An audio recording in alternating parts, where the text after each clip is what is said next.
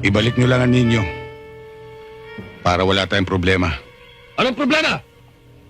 Ikaw ang may problema! Pumasok ka sa umunoy! Baka hindi mo kami kilala! Kilala ko kayo. Kayo yung pangkat na sinuka ni Kariko. Dahil pang sarili lang ang lakad ninyo.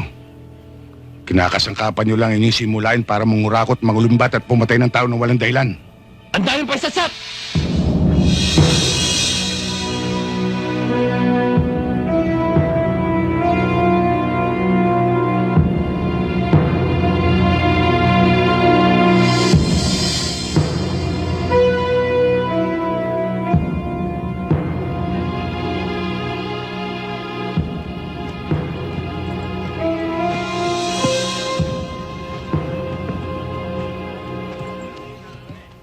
Sumama ka lang sa amin.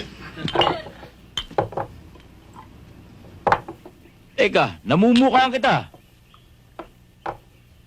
Di ba ikaw yung hepe ng Santa Marcela? Naligaw ka yata. Hindi ako naligaw. May sadya ako sa inyo. At marahil, alam niyo na kung ano yun. Ba, hindi namin alam yun. Hindi naman kami manghuhula. Ganon. Lilinawin ko. Naparito ako para bawiin ang ninyo. Na siyang patron ng Bari Pugtong. Gusto nilang maibalik ito sa kanila. Hindi dahil sa taglay nitong hiyas at ginto. Kundi naging bahagi na ito ng kanilang pananampalataya sa maraming henerasyon. Hindi naman namin kinuha ang pananampalataya. Ginto lang, garing, at hiyas ang sa amin. Ang lakas naman ng loob mo, hepe. Dumayo ka pa rito na nag-iisa. Hindi ako nag-iisa. May kasama akong 3.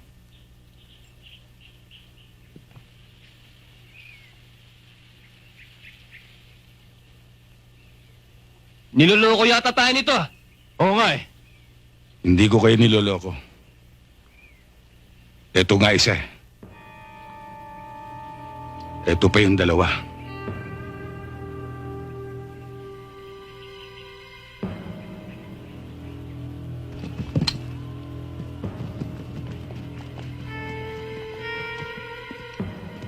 Bibigyan ko pa kayo ng pagkakataon. Ano? Kami pa bibigyan mo ng pagkakataon? Hepe, nasa bakuran ka namin. Gusto mo itumba ka namin ngayon? Umalis na muna kayo.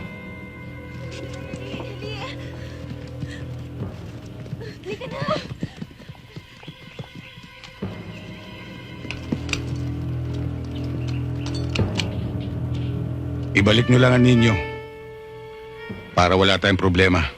Anong problema? Ikaw ang may problema! Pumasok ka sa umunoy! Baka hindi mo kami kilala! Kilala ko kayo. Kayo yung pangkat na sinuka ni Kariko. Dahil pang sarili lang ang lakad ninyo. Kinakasangkapan nyo lang inyong simulain para mangurakot, mangulumbat at pumatay ng tao ng walang dahilan. Ang daming pagsasat!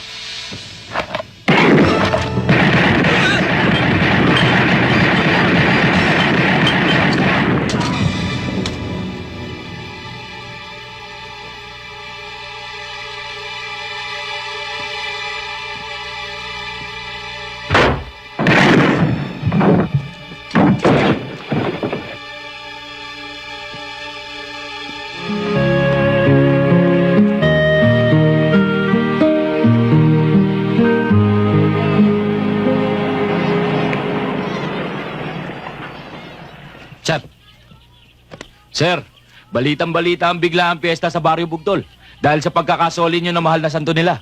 Salamat sa Diyos, tagumpay ang lakad ko. Siya nga pala, sir. May naghihintay sa inyo. Dumating kanina mula Maynila. Siya raw po si Colonel Bernardo. Nasaan siya ngayon? Ikaw nang bahala, Hepe. Maasahan nyo. Salamat ho. Sige Sige Rene. po, Hepe. Mabuti na lang at nandyan si Hepe. Tutulungan niya tayo. Colonel. Gusto niyo ba mangyari, Colonel? Magpanggap ako bilang si Ador. Ganun na nga, Teniente. Maring nagkamali ako ng pagpapasya na palitaw yung buhay si Ador para mapalutang ang mga tao may kinalaman sa kanyang pagkamatay. Ang totoo nga niyan, nagawa ko na rin magsinungaling sa kanyang pamilya para mapagtakpan ang mga pangyayari.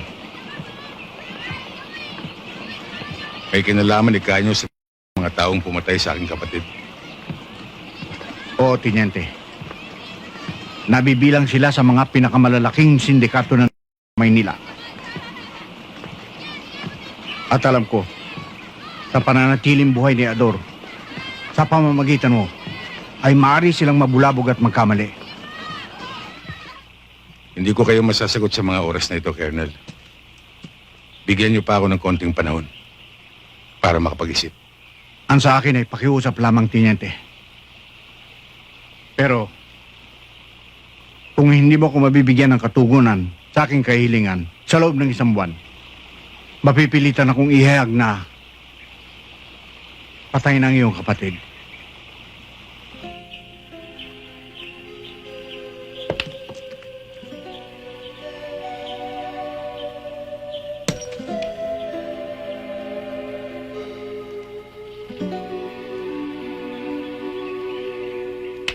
Si Hepe, malalim ang iniisip. Lagi na lang siyang ganyan, magmula nang dumating si Colonel Bernardo. Ano kaya na pag-usapan nila?